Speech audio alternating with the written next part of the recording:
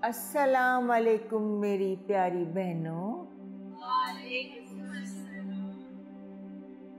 जैसा कि बहनों आप सबको मैं इस बाबरकत महफिल में खुशामदीद कहती हूँ। जैसा कि आपको पता है कि हमने कलाम पाक की तलावत की। इस घर के अफराद और सब ख़ानदान के अफराद ने मिलकर अपने रब पाक की तारीफ की और उसका जिक्र किया। वहीं इस बाबरकत मौके पर मैं चाहती हूं कि हम चंद ऐसी बातें करें जिनसे हम सबको एक बेहतर इंसान बनने का मौका मिले। जैसा कि बहनों आप जानती हैं, कलाम पाक अल्लाह पाक की एक मुकम्मल और आसमानी किताब है। अल्लाह पाक ने इसमें फरमाया है कि जो इंसान जिसके साथ सब मिल जाए लेकिन उसके साथ अल्लाह की मदद ना हो तो वो इंसान खसारे में है। हम अक्सर अपनी नमाजों में, रोज़ों में, ज़कात में और हज और उम्रे में ये भूल जाते हैं कि हमारा सबसे बड़ा असासा हमारे रब का राज़ी होना है। यानी सिर्फ हुकूकुल अल्लाह नहीं है, हुकूकुल इबाद भी हैं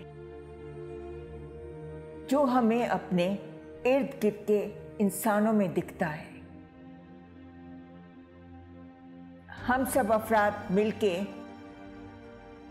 अपनी एक छत और मकान और दीवारें और घर बना लेते हैं,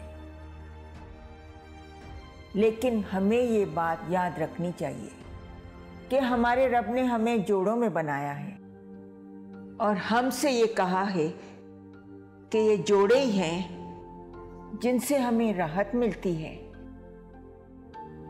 इसीलिए हमारी अज़दवाजी ज़िंदगी में जो नाकामियाँ, मसाइल और नाराज़गियाँ हैं, ये लफ्ज़ हमारे रब की तरफ से भेजे गए इम्तिहान है।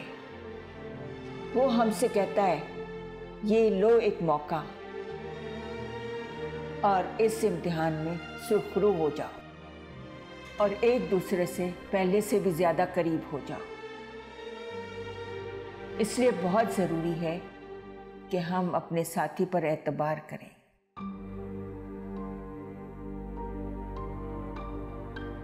इस बात को समझें कि हम आपस में बातचीत नहीं करेंगे तो मामलात खराब होते जाएंगे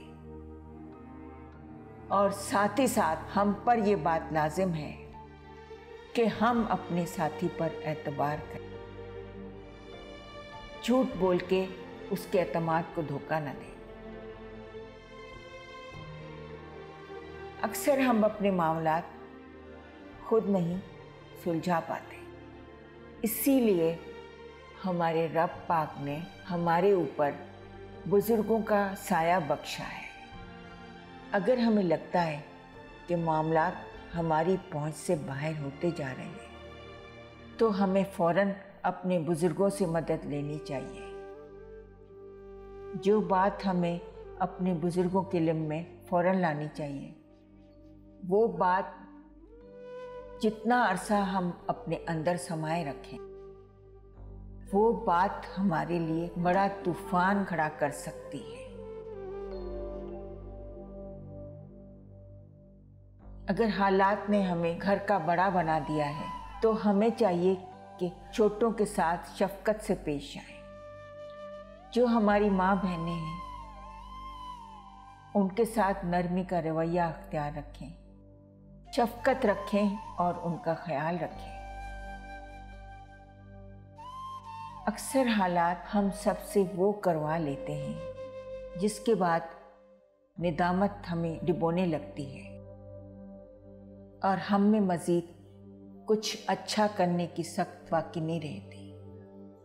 लेकिन हर आने वाली सुबह हमें ये मौका देती है कि गुजरी रात का अंधेरा हम पीछे छोड़ आए। दिलों को तोड़ने वाले सफ़ों से निकलकर दिलों को जोड़ने वाले सफ़ों में शामिल हो जाए। हम में से कामयाब वही है जो अपने साथी की खुशियों के लिए कुर्बानियां दे और अपने रवैये की इस्लाह करे। दिलों को साफ कर ले तो पीछे कोई परेशानी नहीं रहेगी। किसी से कुछ छुपाना नहीं पड़ता। ये दुनिया का उसूल है कि हक को बातिल पर गालिब आना ही पड़ता है। आखिर में मैं अपने रब से यही दुआ करूंगी कि इस महफिल को सजाने वालों और सिद्दीकी साहब के घर वालों और बेबी बाजी के इस आशियाने को अल्लाह पाक अपने हिफ्ज़-ओ-अमान में रखे।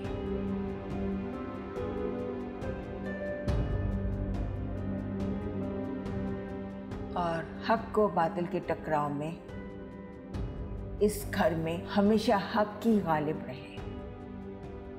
दिलों में प्यार और हम आहंगी बरकरार रहे और हमारे प्यारे सिद्दीकी साहब और बेबी बाजी और अपने बच्चों को देखकर हमेशा जन्नत में मुस्कुराते रहे। आमीन आमीन। और आखिर में दुआ के लिए हाथ उठाए। या अल्लाह परवरदिगार, इस घर में हमेशा सुकून और प्यार कायम रख, हमेशा दिलों में मोहब्बत कायम रख। जो हमने पढ़ा है वो अपनी बारगाह में कबूल फरमा। परवरदिगार, हमारी दुआएं कबूल फरमा। अपने प्यारे हबीब के सदक़े में इस घर में अमन, चैन और सुकून कायम रख। या अल्लाह, हमारी दुआओं को कबूल फरमा। आमीन सुम्मा आमीन।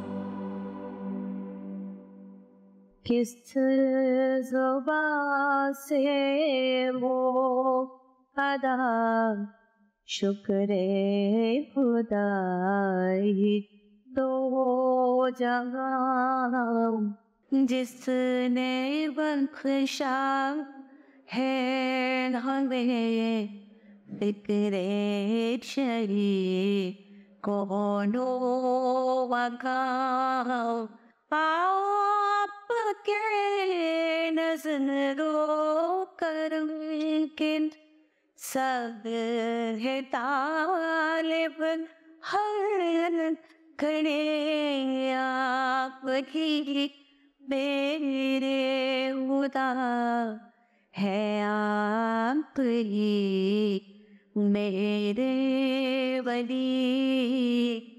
रहमत करो या शाहे दो आलम, रहमत करो या शाहे दो आलम। सल्लल्लाहु अलैहि वसल्लम, सल्लल्लाहु अलैहि वसल्लम। नामे मोहम्मद मुश्किल कुशा है, ज़िक्रे मोहम्मद ज़िक्रे खुदा है। जिस दर पे दामन है फैलाया हमने, उस दर से दुनिया को सब कुछ मिला है। उनसे है जारी फैज़े दो आलम, उनसे है जारी फैज़े दो आलम। सल्लल्लाहु अलैहि वसल्लम।